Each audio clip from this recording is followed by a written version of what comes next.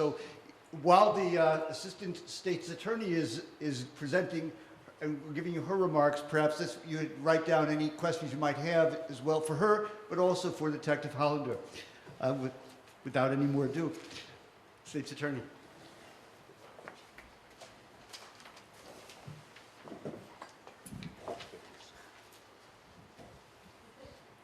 Sorry. Even with my heels, I'm not that tall. I'm here today to help everyone demystify the process of what happens after you call 911.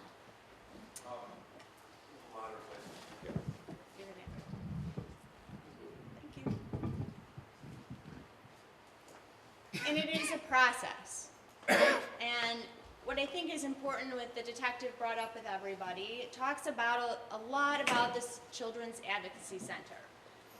And why is that important to the State's Attorney's Office? And why do we watch? The Children's Advocacy Center is a place to make kids who've been through so much feel just that much more comfortable. It's one place. It doesn't look like a police station. The CACs in different suburbs are actually houses. They have stuffed animals. The interview rooms that the detective was talking about that are recorded, they have stuffed animals. They look kind of like a bedroom, maybe with some comfortable chairs. They might have a table with crayons. They're there to make sure that kids who've been through so much already have one step less to have to deal with. And the people there are so wonderfully trained. But how do we as state's attorneys use that? We use those interviews, now they're video recorded. And it's something important to point out, that kids may not necessarily respond what everyone thinks a kid who's abused is supposed to respond like. You may think that kids are going to cry or scream, or the minute that something's brought up, there's going to be some sort of emotional response. But what the video recordings have shown, and what I have seen over the past many years, is first of all, the one thing that the State's Attorney's Office takes very, very seriously, that every victim is different, and every crime is different, and there's no one way to approach it. There are kids that will talk about what happened to them in the most matter-of-fact way. The quote being, "It was horrible. He did this, he did that, she did this, it was horrible," and they go on coloring. There may be children who are coloring, and you could see in the interviewer talks about school and sports and things that they like to do, and they're coloring, coloring, coloring, and when we try to bring the interview forward, the coloring changes, or the head goes down further, or there's just silence. Every victim is different, and every case is treated differently. From the State's Attorney's Office perspective is, what we have first is the child, and the child talks to some trusted person who's going to get the police involved. What happens then? Once that trusted person, in this particular situation of why I'm talking to you today, once that person gets the police involved, an investigation begins. And it's important for that investigation to provide as much as we can in terms of corroboration. When we have little guys, they may not be able to explain body parts. A child may express that a knife was put inside them because they don't know what certain body parts are.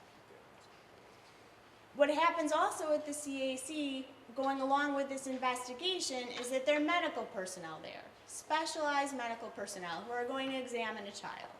And they're great at it, and they're kind. And even if this abuse has happened many years ago, they're still going to meet with the doctor. And you may wonder, well, why? Why do you have to meet with the doctor when something happened that may have happened so long ago? Well, there's a couple reasons in terms of how we prosecute cases that's important. One is, very rarely do we have medical evidence. Very rarely in these cases do we have physical evidence. But when we have a professional who has examined a victim, and they do it truly in the most kind way, that professional is going to be able to explain to either a judge or a jury why there is no physical evidence, why there may not be medical tearing or injury. Those professionals give us that opportunity for corroboration. The CAC also provides much counseling and ability to allow families to be with other people who suffered the same or similar incidents, but also to tailor whatever healing we can help or facilitate in any way to do. But when the state's attorney's office gets involved, there's a little bit more that goes on. We have different kinds of duties. And when the detectives are finished with their investigation, as I always tell my detectives as I've gotten older in the office, when their job ends, mine begins. So the investigation formally may end, but it's just beginning for the prosecution. What we have in our office is a unit called Felony Review. Felony Review is a unit in the office that works 365 days a year. Every holiday, there's a state's attorney on duty 24 hours a day. There are 4 teams. The teams involved about 10 state's attorneys apiece. And state's attorneys in Cook County review all cases that arise out of criminal offenses, except in the city of Chicago and actually now countywide drug cases because of the volume. But what Felony Review also does is evaluates the case for corroboration to see if there's enough evidence to go forward. Because as prosecutors, we not only have duties to our victims that we hold so profoundly, we also have duties to seek justice and to prosecute when it's appropriate. So there's an evaluation of the case. In our particular situation today, when we go forward with a case, we feel that there's enough evidence to go forward, that there's enough corroboration, that there is enough. What happens then? This is where there's a moment where it becomes from a sprint, from when a child first discloses, to what I try to explain to my victims, the marathon begins. There's a period of time where charges are generated, that we have to look at all of the different charges and all of the different acts and all of those things, and we present those charges either to a judge in a preliminary hearing or to a grand jury for indictment. And that is a very complicated process. But the law understands with kids that they may not be specific. So there's lots of different things that we can use to talk about dates and times and things like that that can be dealt with. Once those charges are brought, that's when the case sort of slows down, depending on what goes on. There are bond hearings for people who are arrested, that happens before, and the case takes its own life and goes to the courtroom from which it's going to stay. When a case gets to a courtroom, the state's attorney's office has tried very, very hard to keep the same state's attorney from the beginning to the end when it comes to sex cases, to build a rapport, to help families, to help victims have some sort of stability and some sort of empowerment with what goes on with their case. What you may find is in the first few weeks of the case, you're going to get a phone call from a state's attorney who's going to introduce themselves, just to say hi, to answer any questions that you might have, to make sure that we have the right phone numbers, just to make, as much as we can, people feel comfortable with the process. And it is a very uncomfortable process. We also have wonderful people called victim witness advocates who also help us keep in touch with victims and answer any questions that people might have. There's a big discrepancy between different state's attorneys and how they feel about how soon you're going to meet your victim when we talk about kids. There are some thoughts we want to meet them right away. There's some thoughts we want to hold off a little while. But importantly, to get and make sure we have the right charges and we're doing everything that we can do, I normally meet with my victims pretty early on in the case. And I meet with them with their parents or their trusted adult, and I ask to meet wherever makes them feel comfortable. would like me to come to your home, I'm happy to come to your home. If you'd like to come to the state's attorney's office, I'm happy to meet you there.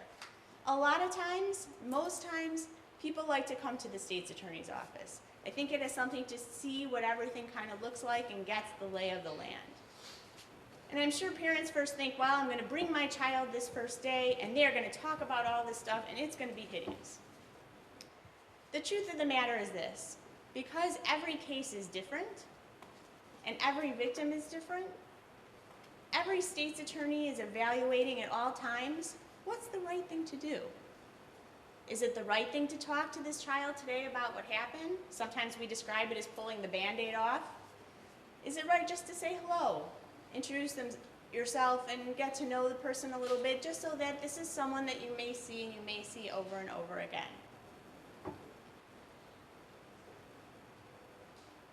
In the beginning of cases, there's something called discovery. And you may think this is your new law school class today, and I am your professor, not Professor Resnick. The reason that I bring it up is some families have concerns with what is this defendant going to know about me or my child or my family or his medical records? So let's take each step separately. There are all kinds of police reports that are generated with a case. There are the forensic interview that the detective talked to you about. Those forensic interviews are only tendered under a protective order. The defense attorney must sign an agreement, and the judge issues a protective order that that video cannot be disseminated in any way and must be returned upon the closure of the case within a requisite period of time. Police reports are tendered. Statements are tendered. Medical records are given to the judge for an in-camera inspection. The judge looks at them and decides what is appropriate to tender and what is not. DCFS records are the same. The judge makes a decision of what is appropriate and what is not, and makes that decision and tenders those records. We have duties throughout the entire course of the case, and even after the case is finished, to tender any exculpatory information, anything that comes to us. We tender it because we have to, because our job is not only to profoundly protect the victim, which we so do, but is also to protect the defendant. Because our job is to make sure that everything is done correctly. Because if we do our job correctly, and the police have done their investigation, and we have prosecuted to the best of our ability, ethically and professionally, and there's a conviction, then that conviction stands. Once all those documents have been gathered, and sometimes that takes a lot of time, there are motions that are filed, because the law understands that children under the age of 13, that they don't usually call 911, that they may go to a trusted adult, and that trusted adult, and you know what, the truth of the matter is, ladies and gentlemen, in this day and age, the trusted adult may not necessarily be someone in the family, and it may not even be an adult. It may be their friend, and their friend knows that something's wrong, and that friend goes to their mom, dad, teacher, or someone they trust, and that person is the one who's notified. We write motions under the statute of, we call it in short 11510, that allows that the time, content, and circumstances of statements made by children under the age of 13 to a trusted person about disclosure, we present a hearing to the judge so that those statements can come before the jury. It's really important because criminals control the crime scene. It is very rare that you're going to have a defendant who's committing a crime in front of a busload of people. They're not doing this in the open. They're doing it in dark rooms, they're doing it in basements, they're doing it in their cars, they're doing it where they've isolated this child. So we're not going to have eyewitnesses more often than not. And we may not even have medical evidence, because the body is a miraculous thing, and the healing powers of the human body are completely unbelievable. I have a case where the child outcries immediately, there's blood immediately, there's no physical tearing. And it's immediate because the body is amazing. So we may not have that, but we do have our child, and we do have the people that child talked to. And there are a lot of things that come up in those hearings. So it may not necessarily only be that the child's going to testify at a trial, but perhaps the person that the child disclosed to is going to be able to testify at trial if the judge finds that the timing of the statement, the content of the statement, and the circumstances of the statement bring forth the reliability of those statements. And there are other ways that we can bring in corroboration. Corroboration of where the child was and who the child was with and what was going on at that time, so that we have pieces that can corroborate what the child has to say. We are not the only engines of the length of time it takes to get the case from the detective to, God willing, sentencing. We can only do what we can do to move the case forward and to move it forward in an expedited fashion for the healing of our victims, and because it's correct in terms of justice.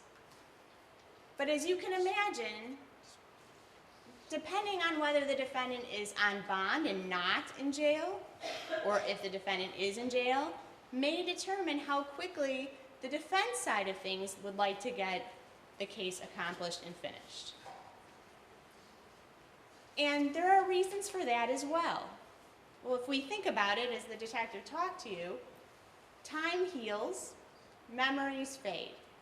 And a lot of times, defendants want to make it difficult for the child to recollect, because the truth of the matter is this: there isn't ever going to be a promise from any state's attorney or from any police officer who is doing their job correctly that are going to say, you know what, your child is not going to have to testify. We promise that they won't have to testify. That's a lie.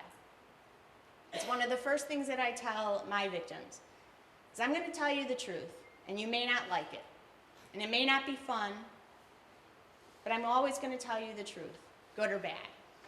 And the truth is, in some cases, the child's going to have to testify. We work really hard to make really strong cases to put people in a position to think, I have nowhere to go. They have everything that they need, and it's best for me to take responsibility. But not everyone takes responsibility. So what happens throughout the course of the case, throughout the courtroom, when we go from discovery, we go from motions, our motions, to allow further statements. The defense may have motions if the defendant made some sort of statements that are incriminating or confessions. They may believe that their arrest was against the Fourth Amendment in some fashion, and we litigate those motions. What happens next? Maybe you think, do I have to go to court all this time, every month, month after month? Not in the least. And your child doesn't have to either. We're going to keep in touch with you and let you know everything that's going on. And the mere fact that you don't come to court each and every court date has no bearing on what a judge may do or what a jury may do later on. None at all. Then we get to a point where the judge says, you know what, this has gone on long enough. Discovery as we know it is complete. We've done our motions. Where are we going next, counsel? And this is where the decision is truly made by the defendant. He can ask for an offer in return for a plea of guilty, which at that time, we would sit down with the family, with the victim, and the family would have an opportunity, if so choose, to write a victim impact statement of how this crime has affected their lives and those that they love.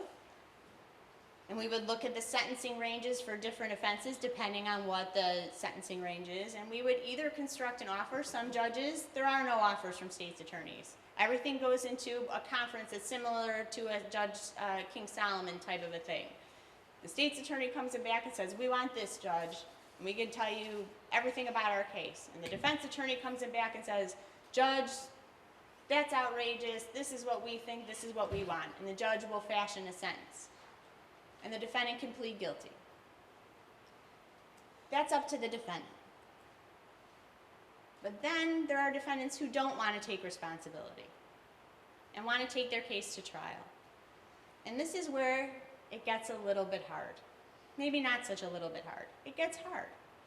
But we are there to empower and support and do the right thing. And when we do that in terms of preparation.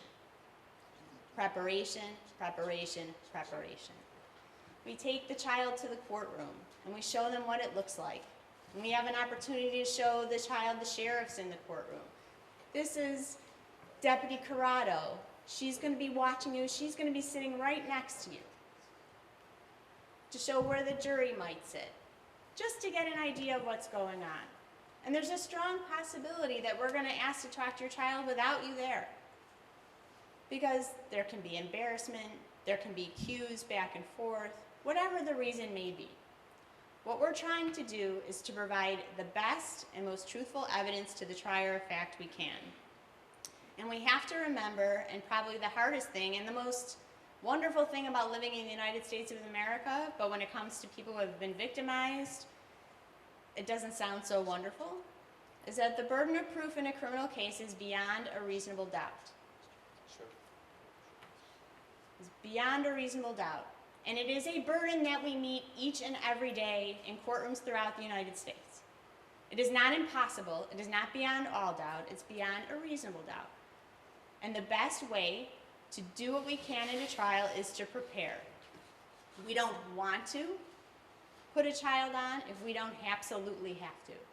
And I can only speak for myself as a state's attorney that I would do almost anything to protect a child, not have to go through that. Absolutely. But I can't control it. The defendants control that. So what we do is we prepare. And we prepare a lot. And sometimes, and most times, kids and victims tell me after they've testified, gosh, it was a lot worse when you were doing it. You're a lot meaner than they are, and oh, it was terrible. Or, because my job, in my opinion, is my witness should never be on the witness stand and hear something that we haven't talked about. Sometimes it happens and I don't have the greatest poker face in the world, and because it's outer limits, and why would I ever think of that, or my partners wouldn't think of that. We may not have an answer for it, but at least they would have heard it. And we go through that with the children and explain those things and explain what it's going to look like. And what is amazing is how resilient they are. And it is amazing how much they understand. And it's amazing how wonderful they are. Because as my aunt, who has been a teacher and is still a teacher, thank God, for over 65 years, says, children are wonderful people. And they do great. And it's really hard for moms and dads. And that's another thing that I want to bring up so that you understand. Because our job is to tell you the truth, whether it's great or whether it's not. But when children testify, and if mom or dad or whoever their trusted adult is who they told is a witness, they may not be able to listen to the child testify. That's where the CAC with wonderful advocates are, with our wonderful victim witness advocate people. They're able to sit in the courtroom and be that rock. And I always tell kids, we look at each other, we read each other. Sometimes we have a little signal. This is going to be, this is my last question. And I'm going to be here sitting here. So as much as you are there for your children or for your community's children, it may not necessarily be in the physical courtroom when things are going on. And that doesn't mean that people are hiding things from you or prosecutors don't want you to know what happens. It just is a way to make sure that the justice system and the trier of fact gets the best evidence, the best, most unimpeded, truthful evidence that they can have. I just want to end with hopefully that the process is a little bit demystified for everyone, but that we all have a responsibility. We all have a responsibility to our children. And each of our responsibilities may look different, but in the end, the number one goal is to have children who are be able to be healthy,